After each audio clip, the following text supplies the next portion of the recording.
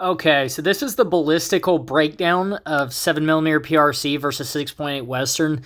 I tried to include the best 6.8 Western round that I could find for its long range performance to demonstrate that it doesn't have great long range performance.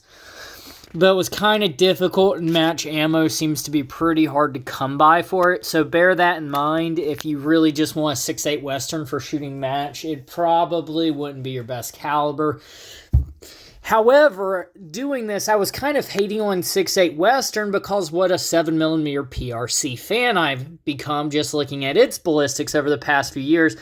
But having seen 6.8 Western and really dug into the performance, I admit I even find myself pretty impressed with it and do think that it's maybe one of the better hunting rounds that you can get. Having said that, I'm still a 7mm PRC fan. And the main things that I want to draw to your attention, the 175 grain and the 180 grain ammunition that we're going to take looks at first. At 100 yards, these rounds are, I would consider, basically identical, even though the 7mm PRC actually has more ballistic kinetic energy, as it were. But if you're hunting at 100 yards, really any round that I have listed here, you can see is pretty daggum good for that kind of range. Having said that, use a hunting bullet for hunting and a precision bullet for precision. But basically at the 500 yard mark, people are talking about 6.8 PRC outflying, or 6.8 Western outflying 7mm PRC. And that sort of thing, which I thought was kind of like ridiculous. But here's the actual raw numbers. And at the end of the day, the 7mm PRC beats it in kinetic energy more than anything. And it's about 175 pounds. Well, if you compare, I guess, these two together, it's about, about 200 pounds. The ELDX versus the ELO. I think the ELO is technically a hunting bullet. Actually, we can compare it to the 175 grain. That was Browning's hunting load. I can't remember the name of the bullet, but it seems to be a pretty well-performing bullet for what it does. Just having said that, the kinetic energy, you see, it's about 150 pound difference, pretty much down the flight path until you get out to even longer ranges.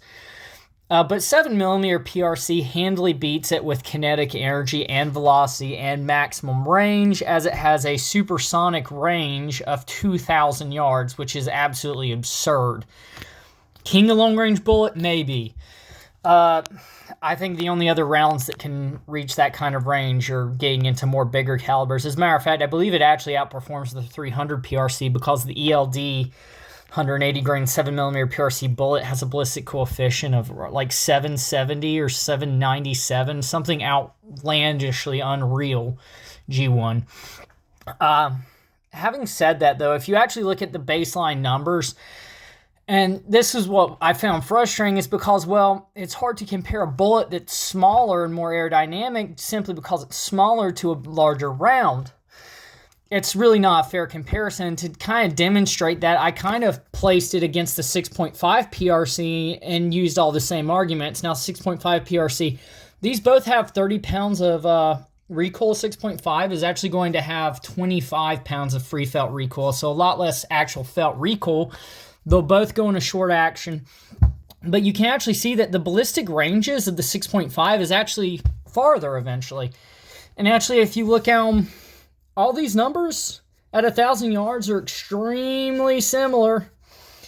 The 7mm PRC beats it in one rank, though. Kinetic energy. It hits harder, but only 100 pounds yarder. And even at the 500 yard mark, you see that it's, what is that, 200?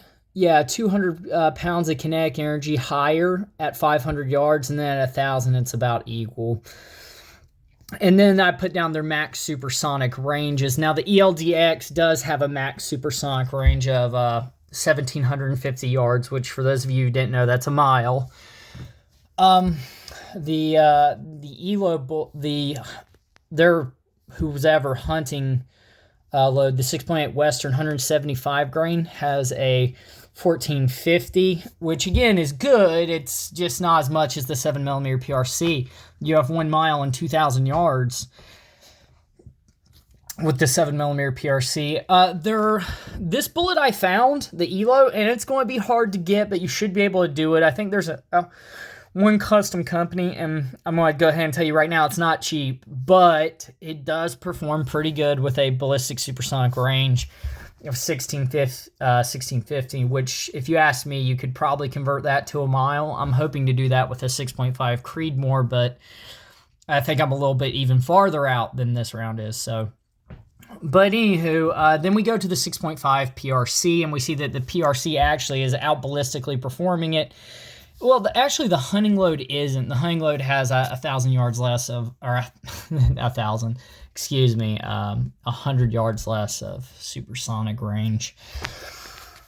But the point of this was kind of that you can take a smaller caliber than the initial caliber we're talking about, ignore kinetic energy, and kind of come to a number sheet that looks like, well, maybe this is equivalent, but I want to stress this even more. Kinetic energy is king to me, and the kinetic energy that this round puts off is just much better. Even the, you see target load to target load, 400 foot-pounds of kinetic energy at 1,000 yards. I mean, good gracious, guys. Again, you see actually the ELDX does not have the kinetic energy that the hollow point boat tail does, which I also thought was kind of neat. It's kind of a little weird, but whatever. It is what it is. That's the way bullets fly through the air, and I'm not here to tell you anything different. And then the last numbers I wanted to go over is, say you're a guy who believes that, like, you need 2,000 pounds or 2K of kinetic energy at a certain range to kill something.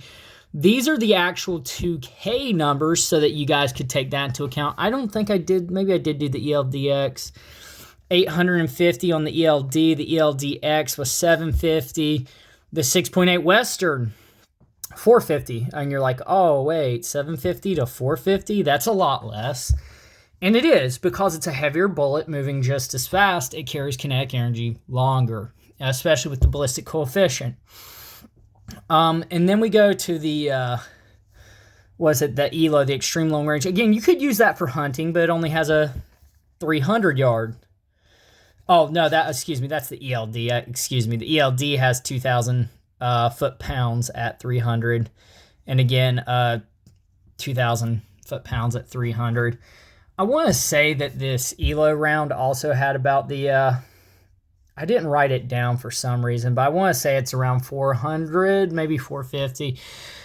But anyway, I want to cover that and just say that, like, ballistically, if you just look at the numbers are just not equivalent. They're just not. It's basically a magnum caliber, trying to compare a magnum caliber to a short magnum caliber.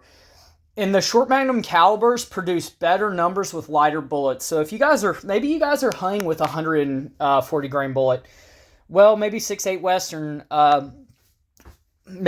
Western, is probably the way to go for you. And then the third biggest thing is that the real benefit of this round, the 6.8 Western over the 7mm PRC, is that these two, 6.8 and 6.5, are both short action calibers, which means you can film in a lighter bolt action gun, which, again, it's a lighter carry weight. You're carrying a lighter gun into the woods. It's more pleasurable. It's just a nice build. I want to also say this. Those of you who are thinking, well, Hornady is going to come out with their own super long-range 6.8 caliber to kind of put to sleep all the people who said that 6.8 Western wasn't blah, blah, was just as good as 7mm PRC. I wouldn't hold your breath, and I'm going to tell you because of this. Hornady, I don't think, could do the numbers better.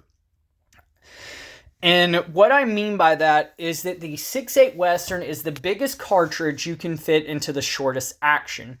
Having said that, Hornady could do something crazy, but I would advise them not to, and I don't think they will.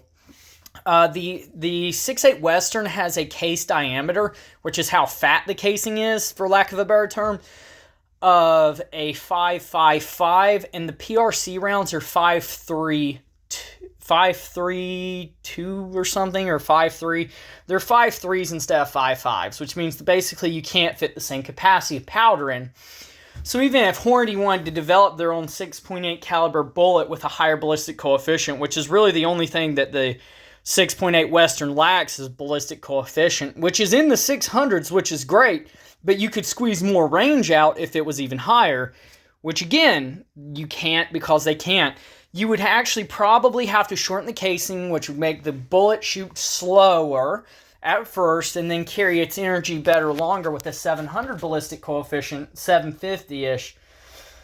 And the reason I don't think Hornady will make a round to stomp it out is because Hornady would have to, if they wanted to make a 6.8 PRC, they can't do the numbers better in a short action, so they would have to step up size to a long action.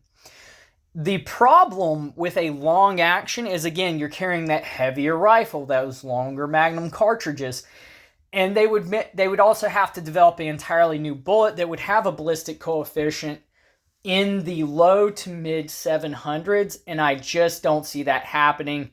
There would be so many moving parts to make a 6.8 round that would be superior to a 6.8 Western round that I don't think they'd be able to successfully displace it. Maybe 270 guys would be like, oh, this is an amazing round, it stomps on 270. Yeah, it would. But does it do it enough better than the 7mm PRC? And I would say no. I know 7mm PRC also had velocity issues when it was released because Hornady switched powder, and then Hornady told no one they switched powder. And that's been a mess. I wrote down everybody's starting velocities here in case you guys were wondering. That's 2950, 2950, 2910. This is the other problem I think 6.8 Western is having. You could fit a longer, more aerodynamic bullet in, but it eats into the case capacity and it lowers the velocity. So you see this heavier bullet for some reason is moving faster. And that's because you have to be able to fit that cartridge into an overall length restriction. And that, I believe, is where most of the long range potential is actually going in the case design, is because you can't quite fit a long enough bullet in without eating into the powder. As with all short Magnum cartridges, even 300 Wisdom guys will tell you, if you're shooting a 150 grain 30 caliber bullet, 300 Wisdom does really good with that. But if you have a 300 Win Mag and you're shooting a 180 grain bullet, well, you're going to push that 180 grain bullet faster than a 300 Wisdom in 180 grain, simply because you're not eating into the case capacity of the powder. So that's basically your breakdown of why no 7mm PRC isn't better. But then again, if you're only hunting with the 6.8 Western, I can wholeheartedly endorse it. It really does put up good numbers. And if you wanted to hunt with a 6.5 PRC and do some precision shooting too, you could definitely go for it. This was also a comparison to show that the numbers really aren't that far off. But anywho, so that is that's your overview of the entire cartridge. That's why Hornady will never surpass it. I believe that a lot of bullet manufacturing companies abandon bullet sizes in intermediate. So if you actually think about calibers and size, they have 223, which is basically a 5.5 millimeter. I know it's 5.56, guys. I do. And then you have like your 270 calibers, your 6.8. I think you basically have a 5.5 millimeter, a 6 millimeter, a 6.5, a 7, and then 30 caliber rounds are a little bit bigger, but they're basically 7.5 millimeter. And don't hate me, all you guys. I know that there's like some 7.5 Swift or something out there. It's a really cool round. But basically, that's a ballistic overview and a breakdown. I don't want people thinking that their 7mm PRC needs to go in the trash now. It really is a great caliber. You can buy a lot of ammo for it. You can buy different kinds of ammo for it. The variety is really good on this. Match loading for this isn't really there. But then again, maybe match loading doesn't need to be there. And then again, if you guys want to run a 6.5 PRC, it actually surpasses 6.8 Western in the ways that 6.8 Western surpasses 7mm PRC. Yeah, again, 30 pounds of recoil, 30 pounds of recoil, 25 pounds of recoil, you know? And again, if you look at the muzzle velocities, they're all around that 2950 area, 2910, 2950. It's actually pretty impressive. All of our new cartridges, I have to say, whoever designed it was either Browning or Winchester, really outdid themselves with the 6.8 Western. But I wouldn't say that it's better than a 7mm PRC by any means. It doesn't compare it compares well if you ignore kinetic energy, of course. And that was the primary point of this, was to say, yeah, if you're only hunting and you don't need the extra kinetic energy, this is a pretty sweet rig. So anyway, that's me signing off, X-Force Bro, on why 7mm PRC is not, or why 6.8 Western is not as good as 7mm PRC. And on top of that, also why maybe it is if you're only hunting and you're running a short action and you want a lighter rifle. Something to consider. And that 6.5 PRC can be compared to 6.8 Western in the same way and actually show some ballistic superiority in some ranged applications. So, but anyway, that's me signing off. Have a good one. God bless, guys.